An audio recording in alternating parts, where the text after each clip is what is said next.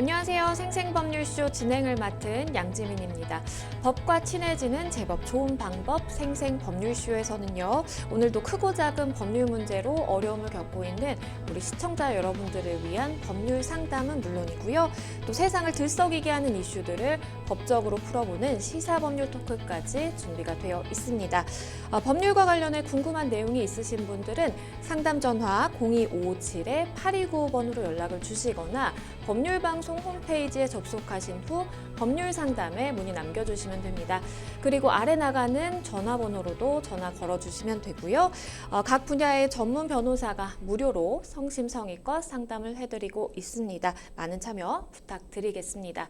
그리고 지금 이 방송 유튜브로 함께 시청하실 수 있습니다. 많은 시청 부탁드리겠고요. 또 유튜브를 통한 소통의 창구도 열어두도록 하겠습니다. 그럼 오늘 도움을 주실 변호사님 소개해드리겠습니다. 상림법률사무소의 정소영 변호사님 자리하셨습니다. 안녕하세요. 네, 안녕하세요. 상림법률사무소의 정소영 변호사입니다. 법률적으로 궁금한 사안이 있는 분들에게 성심성의껏 최선을 다해 상담을 해드리도록 하겠습니다. 네, 오늘 정소영 변호사님 첫 방송이신데 각오 한 말씀 부탁드릴게요. 네, 첫 방송인 만큼 좀 명쾌하고 쉬운 상담이 될 수 있도록 최선을 다하겠습니다. 네, 오늘 정소영 변호사님과 함께 시작해 보도록 하겠습니다. 그럼 생생법률쇼 오늘 접수된 상담 내용부터 함께 만나보시죠. 이민을 다녀왔는데 땅이 넘어갔어요. 집주인 주거침입죄 인정될까? 부부싸움 유발하는 형제애, 돈 뜯어가는 나쁜 남편. 이렇게 오늘 4가지 사연 접수가 되어 있습니다. 잠시 후 정소영 변호사님과 함께 짚어보도록 하겠고요. 우리 시청자 여러분들도 끝까지 어떤 해결책 제시되는지 함께 해주시면 되겠습니다. 그럼 저희는 첫 번째 코너로 바로 가보겠습니다. 생생법률쇼에서는요. 우리 시청자 여러분들이 법과 친해지기를 바라는 마음에서 다양한 코너들 마련해 두고 있는데요. 오늘 수요일에는요. 변호사가 알려주는 실전 생활 법률 팁 을지로 준비가 되어 있습니다. 을들이 반드시 알아야 하는 법 을지로. 오늘은 어떤 내용 가지고 오셨을까요? 네, 오늘은 소송 구조 제도에 대해서 알아보고자 합니다. 네, 소송 구조 제도라고 하면 많은 분들이 좀 생소하게 느끼실 수도 있을 것 같아요. 소송 구조 제도라는 것이 과연 어떤 의미를 가질까요? 소송 구조 제도란 네. 자금 능력이 부족한 사람들에게 법원이 당사자의 신청 또는 직권으로 이제 소송 진행하면서 필요한 비용들, 인지대, 변호사 보수, 그리고 증인 여비, 감정료 등 각종 기타 재판 비용에 대해서 납입을 유예 또는 면제시킴으로써 비용을 내지 않고 재판을 받을 수 있도록 하는 제도입니다.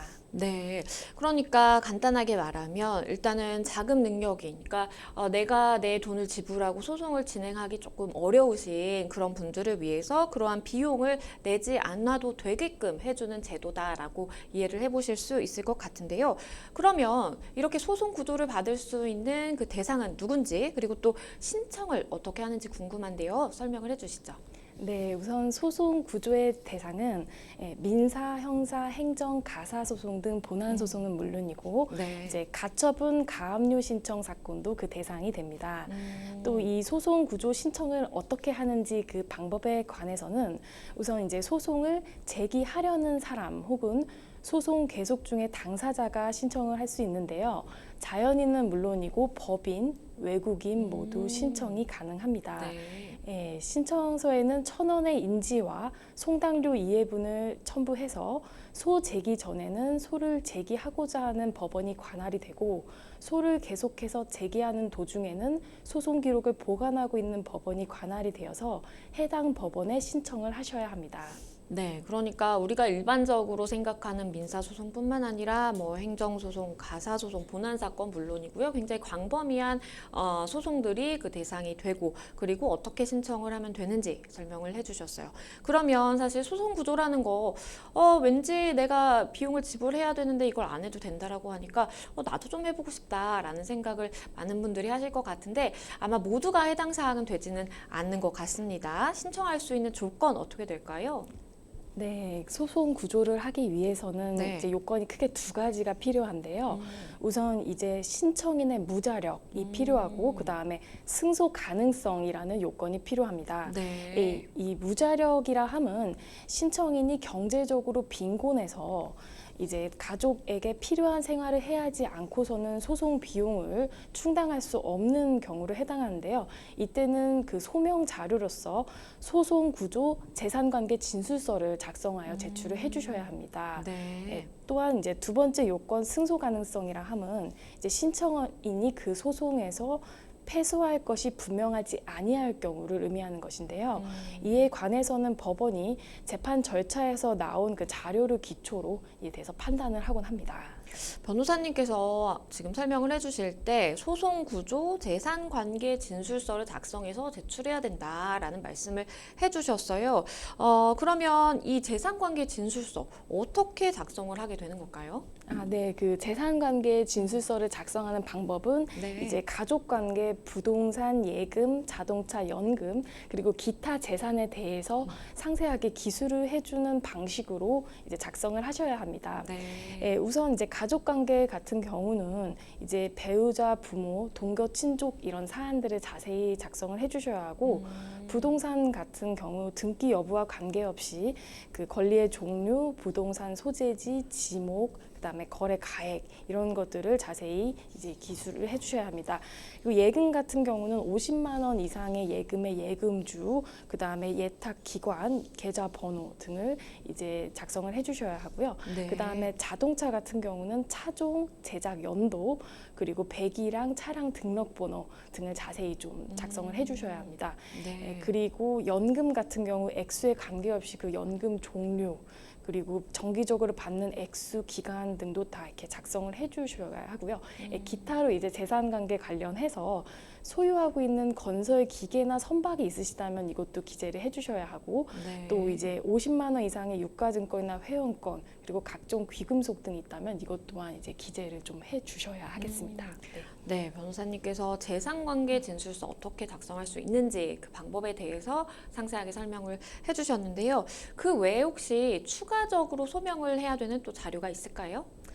네. 이제 바로 무자력 요건에 관해서 추가적으로 좀 소명을 해주셔야 할 수 있습니다. 네. 무자료 요건 관련해서는 이제 법률구조공단에 구조결정서 사본을 제출하는 방식으로 해주실 수도 있고 또 이제 기본적으로 월 평균 수입이 200만 원 이하인 근로자나 상업 종사자 그리고 또 6급 이하 공무원, 이제 국가보험 대상자, 기초생활 수급권자 등이 그 대상인데요. 이를 입증하기 위해서 이제 월 평균 수입 200만 원 이하라고 한다면 그런 근로자나 상업 종사자의 경우 근로소득 원천 징수 영수증 또는 보수 명세서, 국민건강보험료 이런 것들을 제출해 주셔야 되고요.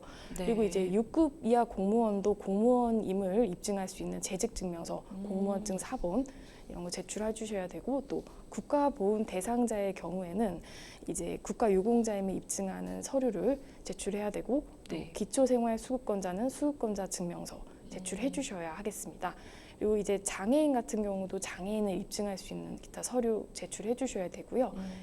영세민 같은 경우에는 이제 국민건강보험료 부과 내역서, 국민연금 이력 요약 등 이런 것들 제출해 주셔야 되고 이제 외국인도 이제 월 200만 원 평균 수입이 200 이하여야 되는데 이 부분 입증할 수 있는 서류와 그 여권 사본, 외국인 등록증 사본 제출해 주셔야겠습니다. 그리고 법인 같은 경우도 대차 대조표 그리고 이제 재산 목록 등을 제출을 해 주셔야 하겠습니다. 네, 앞서서 변호사님께서 설명을 해주실 때 이제 외국인과 그리고 법인도 이 제도를 이용할 수 있다라는 말씀을 해주셨는데요. 외국인이 이 해당 제도를 이용하기 위해서 어떻게 좀 해봐야 될까요? 네. 그 외국인을 위해서 이제 소송 구조 지정 변호사 제도가 있습니다. 네. 이제 외국인 관련 사건이 많은 이제 서울중앙지방법원, 서울가정법원, 서울행정법원, 그리고 수원지방법원, 안산지원, 그다음에 인천지방법원, 부천지원, 대구지방법원, 서부지원 같은 경우에는 외국인 소송구조 지정 변호사 제도를 실시하고 있거든요. 네. 이제 그 주요 내용은 경제 사정이 어려운 외국인 이주민 소송 통해서 외국인들이 법원에 소송 구조를 문의하면 법원은 미리 선정된 외국인 소송 구조 변호사단을 안내를 해주게 됩니다. 그래서 외국인이 소송 구조 신청 절차 및 소장 작성 포함한 소송 절차에서 변호사 도움을 받을 수 있도록 합니다. 이제 아무래도 외국이다 보니까 의사소통하는데 좀 문제가 있으실 수 있잖아요. 그렇죠. 그래서 통역인 지정도 함께 이렇게 지원도 얻으실 수가 있겠습니다. 네. 네, 이렇게 외국인도 이제 통역도 받아볼 수 있고 이렇게 지정 변호사 제도를 통해서 또 이렇게 손쉽게 제도를 이용해 볼 수 있겠다라고 설명을 해주셨습니다. 오늘은 이렇게 소송 비용이 좀 부족할 때 내가 신청해 볼 수 있는 소송 구조 제도에 대해서 상세히 좀 알아봤습니다. 다음 이 시간에는요, 파산 회생 시의 이 지정 변호사 제도와 또 국선 변호인 선정 제도에 대해서 또 상세히 알아보도록 하겠습니다.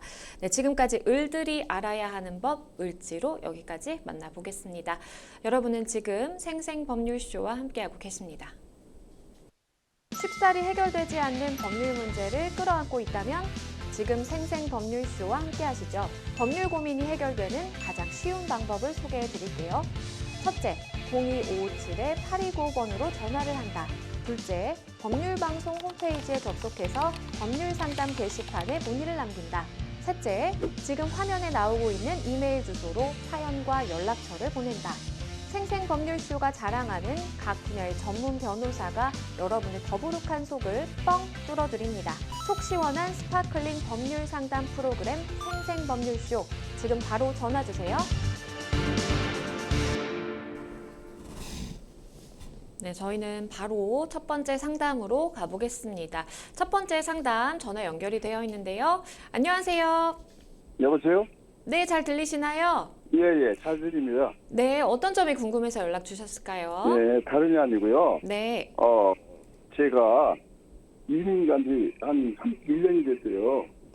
네. 그런데, 한국에 와가지고, 얼마 전에 내 재산이, 땅이 국내로 넘어갔다는 사실을 알게 됐거든요. 땅이 넘어갔다라는 말씀이신 거죠? 예. 네. 너무나 어이없고 그래갖고인데, 텔레비를 보다가 그 선생님 상담 그거를 알게 돼가지고 전화 드렸거든요. 네, 일단은 제가 이해한 바로는 한국에 이제 한국을 오래 떠나 계셨었는데 예. 돌아와 보니까 이제 세금 체납이 됐다라는 이유로 지금 예. 땅에 대한 소유권이 이전된 지금 상황이다라는 말씀이신 걸까요? 예. 네, 일단 제 옆에 정소영 변호사님 함께 듣고 계셨는데요. 변호사님과 좀 더 자세하게 말씀 나눠보실게요. 예, 감사합니다. 네, 안녕하세요. 예, 갑자기 땅이 공매가 되셨다니까 좀 많이 당황스러우실 것 같은데요. 제가 상담을 진행하기 위해서는 좀 추가적으로 사실관계를 확인을 해야 됩니다. 그래서 좀 몇 가지 질문을 드릴까 하거든요. 우선 집을 매매하셨던 시기가 정확히 어느 정도 되실까요? 제가 그거를 집을 매매한 거는 그때 이민 가가지고 2008년도인가요? 2008년도인가 그 정도 돼요. 하도 오래돼서 기억이. 왜냐면은 지금 기가 미국에 모든 게 다 가지고 있거든요. 저 배럴을. 네. 그런데 지금 여기 와가지고 그거 하나도 자료가 없어가지고 정확한 그거를 말씀을 못 드리겠네요. 네. 그럼 이제 2003년도 경에 매매를 하셨고 그다음에 2008년도. 2008년도. 그리고 그 이후에 이민을 가신 거죠? 바로 가셨나요? 언제쯤 아니, 가셨어요? 그러니까 이민을 92년도에 갔어요. 91년도에 가셨다고요? 92년도. 네, 92년도에. 예. 그럼 이민을 가신 다음에 집을 매도를 하신 거네요? 예, 그렇죠. 친척을 통해서 그 집이 잘 안 팔리고 해가지고 나올 수가 없어가지고 친척을 통해가지고 그 매매가 이루어진 거예요. 그래서 세금이고 뭐고 다 내고 이제 정산된 것만 받았거든요. 네. 그랬는데 저는 이제 무슨 세금이 다 해결이 된 줄 알았죠. 그랬는데 한참 후에 제가 여기 조그만 땅이 있는데 땅을 재산세를 내시는 분이 있어요. 그분이 그때 통해가지고 몇 년 후에 재산세를 안 냈다는 그런 통지가 왔다는 거예요. 네, 네. 그래서 네, 알겠습니다. 네, 근데 그래서 저는 네. 그게 하도 거짓 전화들이 많잖아요. 그래서 그 내용 자세한도 없고 아무것도 없는데 무슨 소린가. 그러고서 무시했어요. 그랬더니 한참 뒤에 네. 저희 땅에다가 군저당 석정이 돼 있더라고요. 네. 나는 사실을 알았어요. 그래가지고 그거 남부세무소에 걸었어요. 그래가지고 포천 남부세무소에 연락을 했어요. 그랬더니 네. 그 중간에 전화 몇 번 받으셨는데 그 보이스피싱인지 알고 제대로 안 받으신 걸로 알고 있는데 네, 별도로 맞아요. 뭐 우편으로 공매 공고 관련해서 내용 받으신 건 없으신 거죠? 그건 전혀 없어요. 국내에 네. 대해서는 없고요. 옛날에 이제 군저당 설정 거에 대해서 제가 이제 왜 이렇게 됐냐 하고서 전화상을 미국에서 전화를 했어요. 그랬더니 남부세무소에다 했더니 그 담당자가 그러면서 850만 원인가 걸려 있는 거예요. 아, 그럼 내가 지금 네. 집 팔고 다 했는데 왜 무슨 소리냐? 그게 두포 필지인데 한 필지가 그게 양도소득세를 안 냈다는 거예요. 그래가지고 그 당시에 그럼 이게 나는 고의적으로 안 내려고 한 것도 아니고 이거 몰라서 이렇게 됐는데 이걸 좀 감안해야 될 거 아니야. 나 지금 미국에 온 지 얼마 안 됐고 그렇게 갑작스럽게 그 돈 낼 거 여력도 안 되고 그러니까 이걸 좀 감해다고 그랬더니 그분 얘기가 뭐냐면 다 지금 메시지고 다 있어요. 지금 그 미국에 가면은 그 이메일로 보낸 것까지도. 근데 이 사람이 오라면 5년 동안 가산세가 붙지 그 다음부터는 가산세가 그거를 나중에 내라고. 네. 죄송합니다.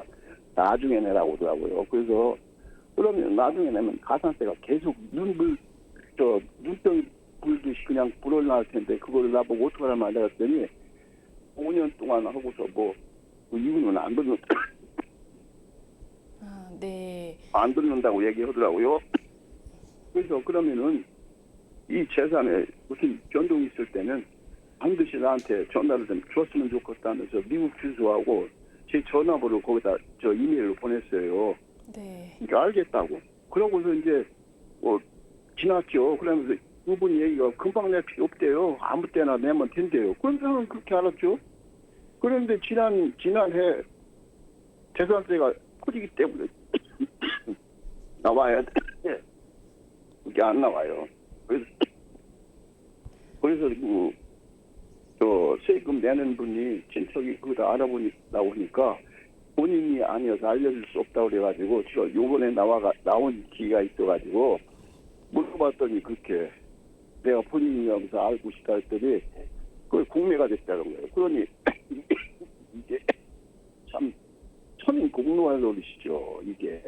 이게 국가라는 것이 국민의 생명과 재산을 보호할 나라에서 남의 재산을 이렇게 하면 이건 무슨 공산당도 아니고 너무너무 어이없는 거예요. 그래서 지금 그러잖아. 이게 어디가 할 데도 없는데 다행히도 텔레비전 보다 보니까 선생님 그 법률 상담 그게 나오더라고요. 그래서 내가 지푸라기라도 다 뿌리는 심정으로 전화했더니 이렇게 통화가 됐네요. 네. 지금 결국 이제 땅을 되찾을 방법을 알고 싶으신 거잖아요. 예. 네, 일단 제가 공매 절차를 아주 간단히 좀 설명을 먼저 드려야 할 것 같은데요. 예. 네, 공매는 이제 한국자산관리공사가 이제 인터넷으로 입찰하는 방식으로 이루어지는데요. 예. 공매 공고가 먼저 나오고 그 다음에 공매 절차가 진행이 되고 이제 이게 낙찰이 되게 되면 매각 결정이 되며 그 이후에 이제 공매 대금을 납부하면 이 매각 대금 배분이 되고 소유권 이전 등기가 됩니다. 지금 부동산 등기부 등본 발급해 보시면 이제 갑구의 공매 공고에 관해서 이제 기입이 되어 있으실 거거든요. 네, 돼 있더라고요. 예, 되어 있으시죠. 예. 그러면 이제 이 공매 어떤 절차가 정확히 어떻게 됐는지를 먼저 좀 파악을 하셔야 할 것 같아요. 그럼 저희 이제 온비드라는 사이트가 있는데 여기에 온비드요? 부동의 온비드 온비드. 네. 예, 이 사이트에 예. 이제 이 부동산 매물에 대해서 그 내용을 이렇게 자료 정리를 하시면은 네. 적으시면 정확한 공매 절차가 어떤 단계인지를 아실 수가 있어요. 네. 네. 그래서 만약에 지금 매각 결정 이전이다라고 하시면은 네. 지금 체납한 세금을 납부하셔서 이 네. 체납 처분에 대해서 집행 정지 내지 압류 해제를 하셔서 네. 그래서 공매를 취소하실 수 있거든요. 근데 이거 공매가 이미 작년 3월 달에 이루어졌어요. 그래서 다른 소유권이 지금 이전이 됐더라고. 이 등기부등본을 깨보니까.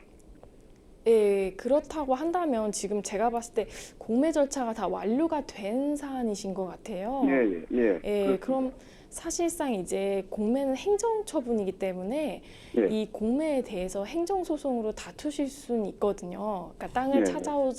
찾아오고자 하신다면 지금 사안 같은 경우 이제 그 공매 공고 부분이 제대로 이렇게 통지가 되지 않은 혹시 절차상 위법이 만약 있다라고 하고 이게 네. 인정이 되면은 저희 네. 이제 이걸 취소 사유로 해서 안날로부터 90일, 있을 날로부터 1년 이내에 이제 취소 소송 제기하실 수 있고 지금 만약 이 제척 기간 도과하셨으면 네. 중대 명백한 하자가 있음을 이유로 무효 소송 제기하실 수 있거든요. 무슨 소송이요? 네. 무슨 소송이라고 하셨어요? 예, 그 공매 처분에 대해서 행정 소송을 제기를 하실 수는 있습니다. 네. 예. 그래서 그런데 그 사람들이 그렇게 얘기를 해요. 세무서는 자기들이 뭐 그 담당자가 뭐 작년에 전출 갖고 뭐 해가면서 얘기를 하면서 정을 오시면 행정소송을 하라고 그러는데 제가 지금 여기에 사는 것도 아니고 미국에 있는데 여기서 뭐 그 행정소송은 민사소송 아니에요. 그러면 이게 금방 끝나는 거 아니지 않습니까? 그래서 이게 그렇게 하기도 좀 뭐 뻔히 알면서도 어떻게 할 수가 없어요. 그래가지고 이게 지금 그분들 그렇게 얘기하는 걸 왜냐면은 내가 그 재산관리공사에도 그렇고 또 세무서에도 내가 얘기를 해서 당신들 공시를 했다고 그러는데 그래서 자기들은 절차를 다 지켰다고 그러는데 당신들 최대한으로다가 소유자한테 피해를 안 가게끔 연락할 수 있는 방법을 찾아보고 그렇지 않다면 도저히 살릴 수 있는 공시를 하는 거지 찾아볼 수 있는 방법이 얼마든지 있는데도 당신들이 이렇게 한 것은 이거 잘못된 거 아니야. 그러면서 그 물건 그게 충남 홍성예인년 물건이거든요. 그 충남 홍성예인년 이 땅에 세를 자산세를 내는 그분한테 연락하면 모든 게 다 되는데 이걸 안 하고 또 하나는 그 땅이 공동 소유자였었어요. 공동으로 둘이 같이 있었어요. 근데 공동 소유자가 그걸 샀더라고요. 근데 공동 소유자도 나쁜 사람인데 그 사람이 내 주소고 다 알거든요. 그런데 이게 지금 1억 한 6천 정도 넘어가는 땅인데 그걸 갖다 반값으로 막 해가지고 했더라고요. 그래서 이런 것들을 보면서 당신들이 이렇게 연락할 수 있는 방법이 이렇게 있음에도 그렇게 추구 안 하고 그냥 공시해가지고나 그냥 넘어가고 무조건 이렇게 하는 거는 당신들 공무원이 뭐는 사람들이냐. 국민을 위해서 있는 이게 공무원인데 어떻게 이렇게 할 수 있느냐. 이렇게 하면 이게 정말 국민은 정부를 어떻게 믿고 살아가느냐. 그렇죠. 일단은 우리 그건- 상담자분 입장에서는 사실 네. 굉장히 황당하신 상황이실 것 같은데요. 일단은 네. 지금 아무런 조치를 취하지 않으시면 이대로 사실 소유권이 넘어갈 수밖에 없는 상황이기 때문에 변호사님 말씀해주신 것처럼 조금 해외에 있으시든 아니면 좀 번거로우시든 하시더라도 이 법적인 조치를 좀 반드시 취해보시는 게 어떨까. 왜냐하면 지금 변호사님 언급을 해주신 것처럼 절차상의 하자가 인정이 되면 이걸 네. 되찾아올 수 있는 이제 상황이 상황이 생길 수도 있는 건데 그런데 이 절차상의 하자라는 것이 사실 딴 게 아니라 이 소유권을 갖고 계신 우리 상담자님에게 아무런 통지도 없이 이렇게 공매가 됐다라는 것 자체가 사실 하자로 볼 수가 있거든요. 그렇기 때문에 사실 이러한 부분을 근거로 해서 주장을 반드시 꼭 좀 해보시는 게 어떨까라는 생각이 좀 듭니다. 그래서 변호사님 설명해 주신 것처럼 그 온비드라는 사이트에 들어가셔서 한번 상황이 정확하게 어떤지도 확인을 해보시고요. 당연히 이 행정소송이기 때문에 직접 소송 수행하시기는 어렵습니다. 그래서 가까운 이제 뭐 법률사무소라든지 이렇게 좀 찾아보셔가지고 상담을 받아보시면 그래도 충분히 좀 괜찮으실 수 있지 않을까라는 생각을 좀 해봅니다. 네, 혹시 또 진행을 하시다가 궁금하신 사항 있으시면 저희한테 연락 주시면 또 소개해 드리도록 하겠습니다. 네, 오늘 전화 주셔서 감사합니다. 네, 감사합니다. 네, 일단 우리 상담자분이 이제 해외에 오래 계시다 보니까 사실 많이 챙기지 못하셨을 수도 있어요. 근데 그럼에도 불구하고 어쨌든 나도 모르는 사이에 이렇게 내 부동산의 소유권이 이전이 됐다라는 것은 좀 황당한 사건인 것 같습니다. 그렇기 때문에 변호사님께서도 좀 소송을 해보시면 어떨까라는 생각을 해주셨는데요. 마지막으로 좀 우리 상담자분께 조언 주신다면 어떤 게 있을까요? 네, 이렇게 행정소송을 이제 제기하는 방법도 있겠지만 네. 지금 체납세금이 생각보다 고액이 아닌 경우에도 이렇게 공매가 진행이 되실 수 있거든요. 그렇죠. 예, 만약 그렇다라고 한다면 이 부동산의 매각 가격보다 이 조세 채권자 등 채권자들의 그 채권액이 더 적은 경우도 있을 수 있습니다. 그렇죠. 그렇게 되면은 이제 그 남은 금액, 즉 채권을 전부 충당하고 남은 이 부동산 매각 그 금액에 대해서는 한국자산관리공사에서 지금 이 보관금을, 그러니까 원래 이 해당 금액을 저희 부동산 소유주에게 다시 돌려주셔야 되는 건데요. 이 보관금을 지금 보관금 계좌에 보관을 하고 있으실 수 있습니다. 그렇죠. 예, 그래서 만약에 그런 사정이 있다라고 한다면 이 부분을 좀 확인을 하셔서 이제 신분증이랑 본인거래 통장 그리고 배분금 관련 서류 이런 것들 지참하셔서 그 배분금 출급 청구권을 행사를 하실 수 있거든요. 네. 이 부분 좀 알아보시면 어떨까 합니다. 예. 네, 변호사님 설명을 해주신 것처럼 물론 사실 어떠한 절차상의 중대한 하자가 있어서 소유권을 찾아올 수 있다라면 뭐 가장 좋겠지만 그게 아닌 상황이라면 사실은 체납 채금을 제한 나머지 이제 금액에 대해서 되찾아오는 것도 굉장히 중요하기 때문에요. 이 부분도 함께 꼭 알아보시면 좋겠다라는 말씀 드리겠습니다. 모쪼록 잘 해결이 되시면 좋겠습니다. 저희는 다음 상담으로 넘어가 보겠습니다. 다음 법률 방송 이메일을 통해 접수된 내용입니다. 함께 보시죠. 자취를 하고 있는 여대생입니다. 이사한 지 얼마 안 됐을 무렵 방충망이 고장이 나서 집주인 아저씨한테 수리를 부탁드렸더니 직접 와서 땀을 뻘뻘 흘리며 갈아주시더라고요.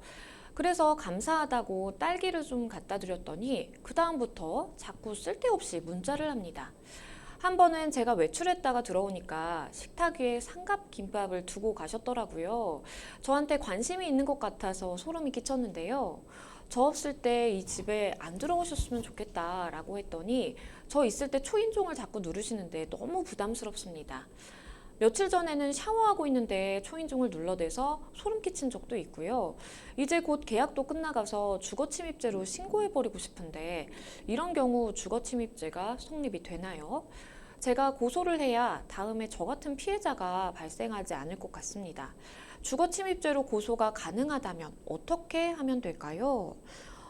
이거는 사실 굉장히 좀 무서울 수 있을 것 같아요. 내가 어쨌든 집에 있든 없든 이렇게 집주인이 맘대로 문을 열고 들어온다라는 것은 굉장히 좀 주거의 안정이 깨지는 상황 아닌가라는 생각이 드는데요.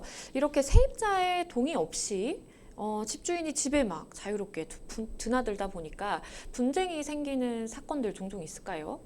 네, 그 사안과 같은 사례가 종종 있습니다. 네. 예. 특히 이제 세입자가 젊은 여성인 경우에는 이제 아무래도 여러 가지 범죄에 좀 취약할 수가 있는데요. 그럴 수 있죠. 이렇게 주거 침입에 이어서 어떤 성범죄 등 2차 범죄로 이어지는 그런 가능성도 있습니다. 일단은 우리 상담자분께서 사실 정말 순수한 마음으로 감사하다고 딸기를 좀 갖다 드렸는데, 집에 없을 때 이렇게 식탁에 삼각김밥을 두고 가셨다라는 말씀을 해주셨어요. 내가 집에 없을 때 어쨌든 문을 열고 들어와서 이제 놓고 가신 건데, 아무리 좀 선한 의도가 있다라고 하더라도 이 부분은 좀 법적으로 짚어봐야 될 것 같습니다. 이런 경우에 집주인에 대해서 주거침입죄 생각해 볼 수 있을까요? 네. 아무리 집 주인이라고 하더라도 네. 이렇게 세입자의 동의나 어떤 허락 없이 임으로 집에 들어온 이상 이 상담자분이 거주하는 주거 공간에 사실상 평온을 해한 것으로 인정이 되어서 네. 형법 제319조 주거침입죄가 성립이 됩니다. 이제 아무리 집주인께서 지금 소유주라고 하시더라도 이렇게 임으로 이렇게 세입자가 있는데도 이렇게 주거에 들어오실 수는 없는 것이거든요. 이렇게 그렇죠. 되면 함부로 방실을 침입한 것으로 인정돼서 형사처벌이 될 수 있습니다. 그렇죠. 많은 이제 집주인 분들이 잘못 알고 계시는 게, 그 집 명의 내 거니까 내가 언제든지 뭐 필요할 때 들어갈 수 있는 거 아니야? 라고 생각을 하실 수가 있는데, 그건 아니라는 점 꼭 아셔야 될 것 같고요. 그리고 이 부분도 좀 짚어볼게요. 우리 상담자분에게 계속해서 이제 문자를 보내고 초인종을 누르고 이렇게 계속해서 좀 이렇게 접촉을 하려고 하는 그런 시도들이 많단 말이에요. 이건 법적으로 어떻게 문제가 될 수 있을까요? 네, 지금 별다른 용건 없이 초인종을 누르고 문자를 보내는 등의 행위를 하고 있는데요. 네. 해당 행위는 스토킹 처벌법상 스토킹 행위에 충분히 해당이 되고 네. 이에 대해서 잠정 조치를 하거나 아니면은 처벌이 가능한 사안입니다. 우선 이 스토킹 행위를 방지하기 위한 서명 경고 또는 100m 이내 접근 금지 가처분 등의 이제 잠정 처분도 할 수 있고요. 네. 또 이제 이런 경우에 3년 이하의 징역 또는 3천만 원 이하의 그 벌금형의 이런 형사처벌을 받으실 수도 있습니다. 그러면 이렇게 어쨌든 상대방이 법적으로 처벌이 될 만한 행동들을 나에게 이렇게 지속적으로 해온 건데, 그러면 어떤 증거들을 모아두는 게 좀 도움이 될까요? 네, 이제 집주인의 행위에 대해서 이를 입증할 만한 여러 자료를 정리하는 것이 중요합니다. 네. 우선 집주인께서 상담자의 아무런 동의 없이 지금 무단으로 집에 침입을 하셨습니다. 그쵸. 이와 관련해서 이를 입증할 수 있는 뭐 문자, 노치록 아니면 뭐 영상이 있다면 그런 자료 등을 좀 준비를 잘 해주셔야 할 것 같고요. 네. 그리고 이후에도 아무 용건 없이 문자를 보내거나 아니면 초인종 누르는 것처럼 스토킹 행위를 하셨는데 이에 관해서도 추가로 이를 입증할 만한 뭐 여러 가지 자료, 뭐 녹음이 있다면 녹음 아니면 문자 내역 이런 자료들을 잘 정리하셔야 할 것 같습니다. 일단은 다른 피해자가 좀 생길까 봐 걱정도 하시는 것 같아요. 왜냐면 내가 곧 계약 기간 만료로 나가다 보니까 또 다른 뭐 혹시 여대생이라든지 뭐 다른 세입자가 왔을 때 또 이렇게 집주인분이 행동을 하시지 않을까 걱정하시는 것 같은데, 일단은 계약 종료 전에 고소를 좀 하고 싶다라는 말씀 해주셨거든요. 고소 어떻게 진행하면 좋을까요? 네. 집주인 행위에 대해서 입증이 가능하도록 관련 이제 문자나 녹취록 등 자료들을 잘 정리하셔서 수사기관에 고소장을 제출하는 방식으로 고소를 진행하실 수 있습니다.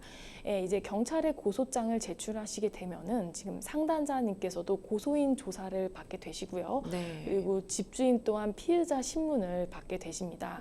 그래서 이제 경찰에서 이 집주인분의 주거 침입, 이제 스토킹 행위 등에 관해서 그 혐의가 인정되면은 검찰로 송치가 되고 이에 따라서 검사가 기소하게 되면 공판 절차가 진행이 되게 됩니다.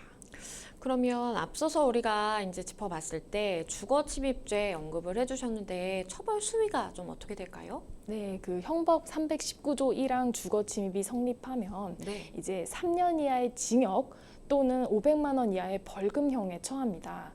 근데 사안처럼 특히 이제 여성 1인 가구를 상대로 주거 침입이 성립하게 되면 네.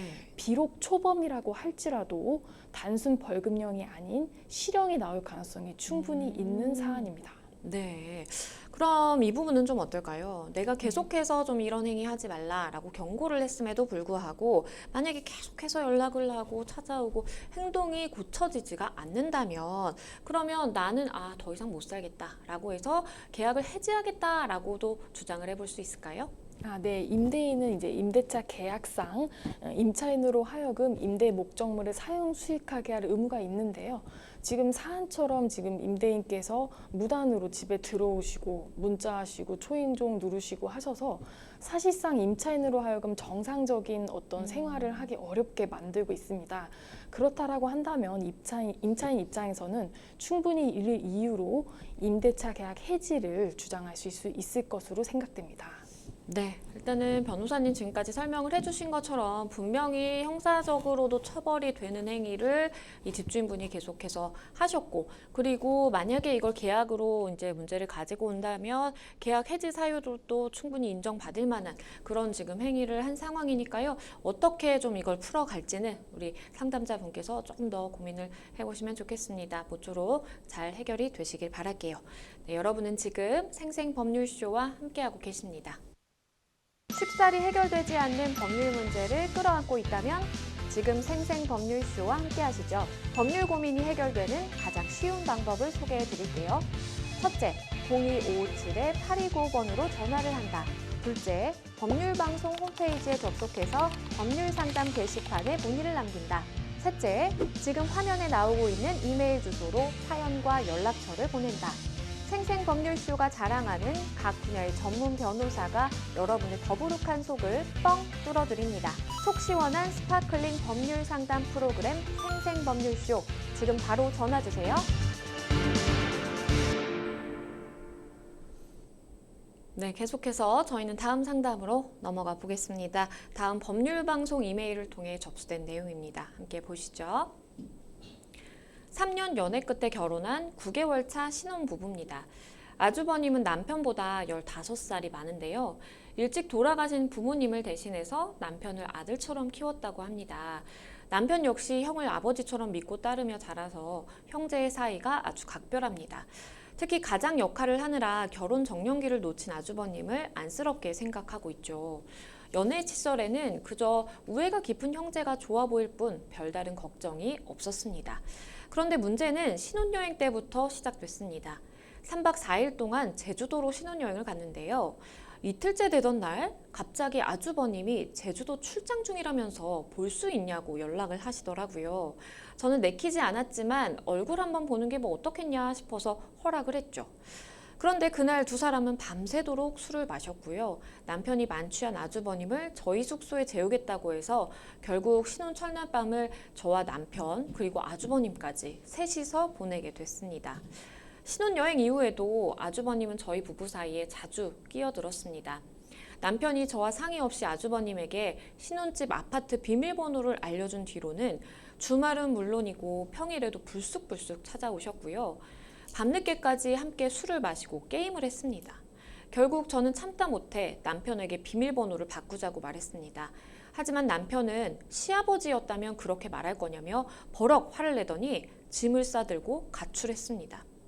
저는 컴플렉스 덩어리인 남편과 더 이상 같이 못 살겠습니다. 시부모님이 아닌 아주버님 때문에 이혼하는 게 가능할까요? 그리고 아직 남편에게 말은 안 했지만 제 뱃속에는 아기가 있습니다. 아직 임신 초기이긴 하지만 이혼한 뒤에 아기의 양육권은 저에게 있는 거겠죠? 남편에게 양육비는 받을 수 있을까요? 참 이게 마음이 좀 무거워지는 그런 사연이네요. 일단은 이 시아주버님 사이가 마치 뭔가 고부 갈등이랄까요? 뭔가 그런 걸 유발하고 있는 듯한 좀 모양새여서 마음이 좀 무거운데요. 문제는 사실 남편의 태도가 가장 문제가 아닐까라는 생각이 듭니다. 남편분이 중재를 하기는커녕 화를 내면서 오히려 버럭했다라는 거죠. 그리고 짐을 싸들고 나갔다라는 말씀을 해주셨는데 이런 경우 이혼 사유가 될까요? 네. 지금 상담자님께서 그 아주버님의 지나친 부부 생활 개입으로 인해서 지금 굉장히 스트레스를 받으셨는데도 네. 지금 남편이 이를 중재하기는커녕 그냥 이제 가출을 해버리신 사안이에요. 네. 자, 이러한 경우에 상담자님 입장에서는 그 혼인관계를 사실상 지속하는 것이 어려운 정도로 여겨지는 그런 부분이 있기 때문에 배우자로부터 부당한 대우를 받은 것이 인정이 되어서 이혼 사유가 충분히 되실 수 있습니다.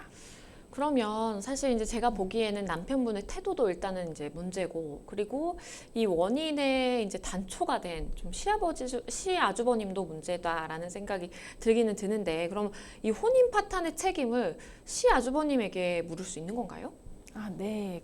지금 아주버님께서 직접적으로 뭐 상담자님에게 학대를 하거나 모욕을 하거나 그런 사안은 아니시긴 해요. 네. 하지만 어쨌든 아주버님의 좀 통상 경우보다 지나친 행위가 상담자님의 부부관계 파탄에 사실상 영향을 줬고, 또 이에 따른 인과관계가 충분히 인정될 수 있다라고 한다면 그 아주버님에게 혼인 파탄의 책임에 대한 위자료를 청구하실 수 있습니다. 그러면 만약에 이제 소송을 진행을 하시겠다라고 하시면 여러 증거들을 좀 수집을 하셔야 될 텐데, 어떤 것들을 생각해 볼 수 있을까요?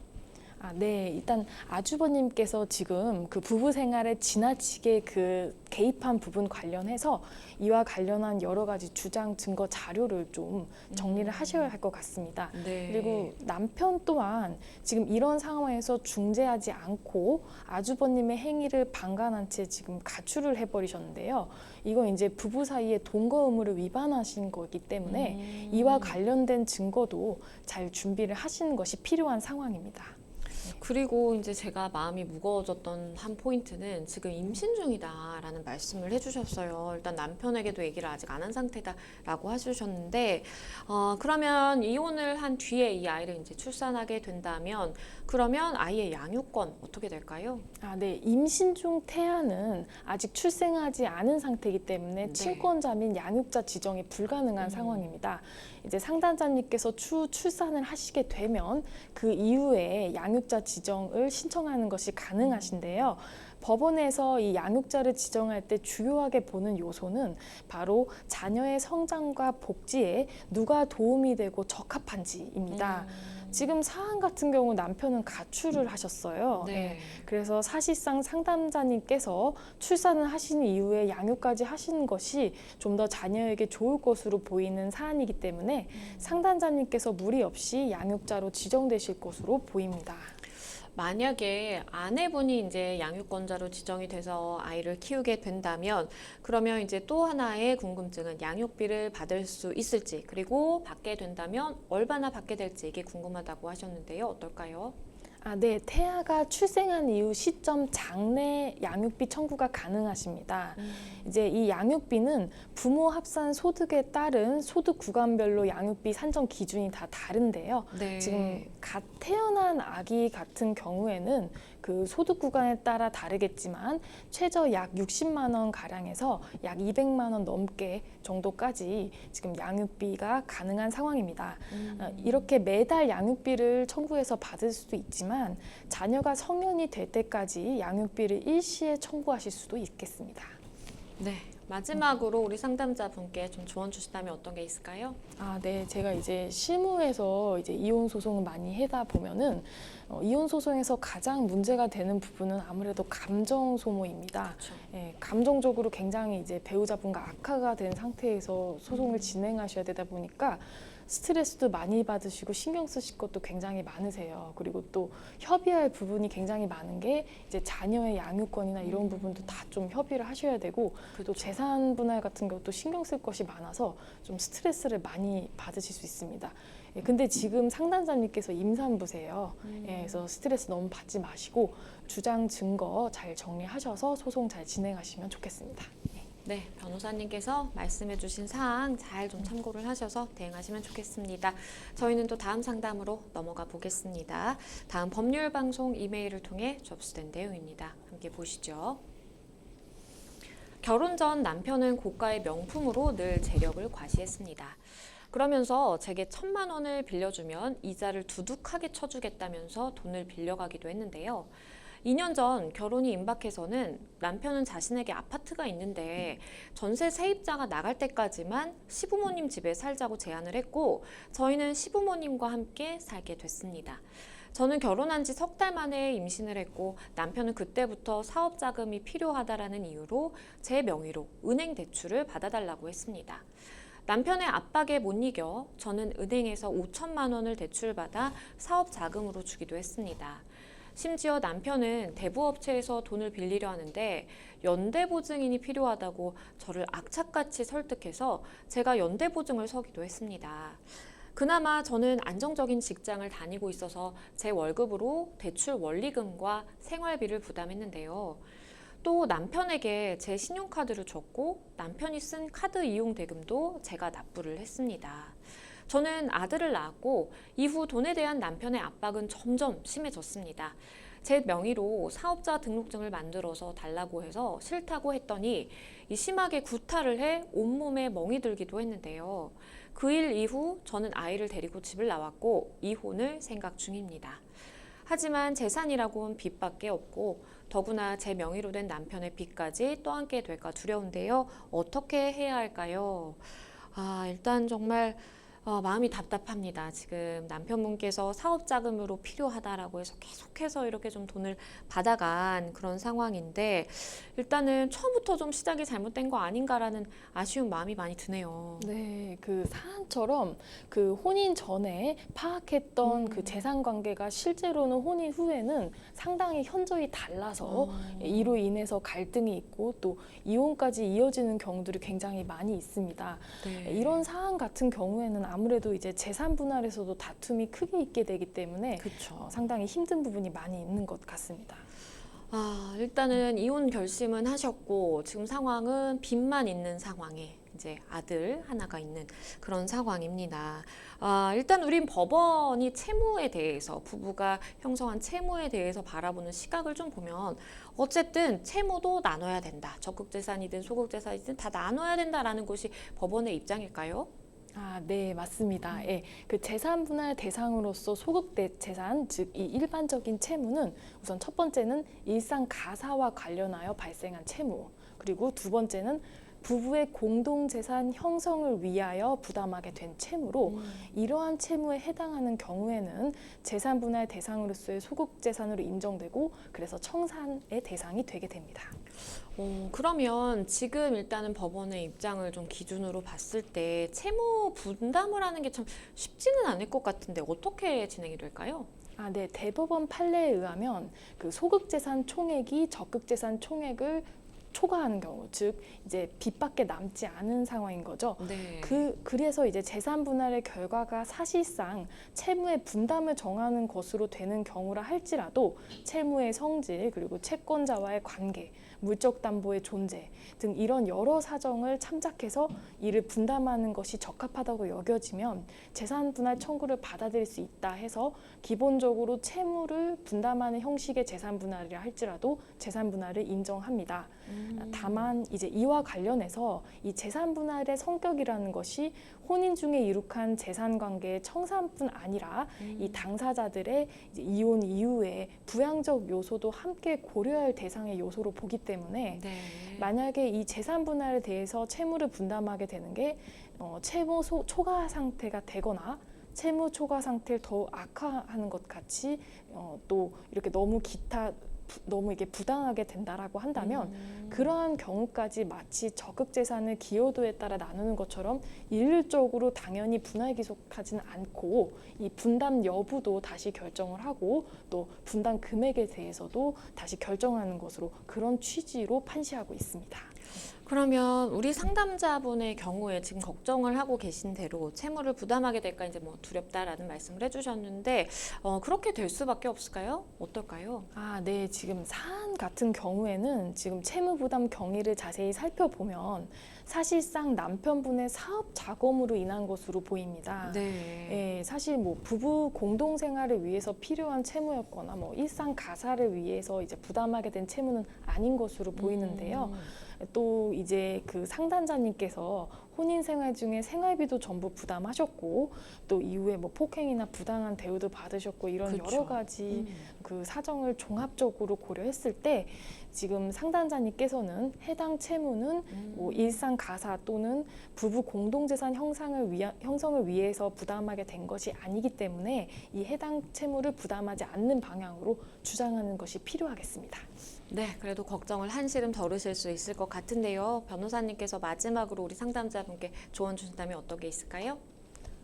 네. 지금 이제 이혼 소송 하시게 되면 네. 이제 이혼 소송이 굉장히 기간이 좀 길게 걸리는 편이거든요.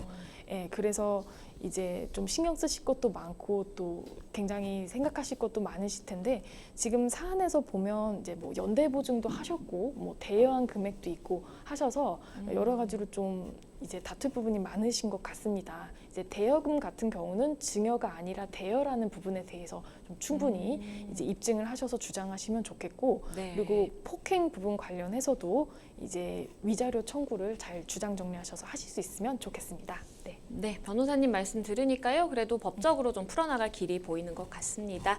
네, 생생 법률쇼 어느덧 마칠 시간이 다 됐는데요. 오늘 함께해 주신 정소영 변호사님 감사합니다. 네, 오늘 저희가 준비한 내용 여기까지입니다. 다음 시간에 더 풍성한 내용으로 다시 찾아뵙겠습니다. 시청해 주신 여러분 고맙습니다.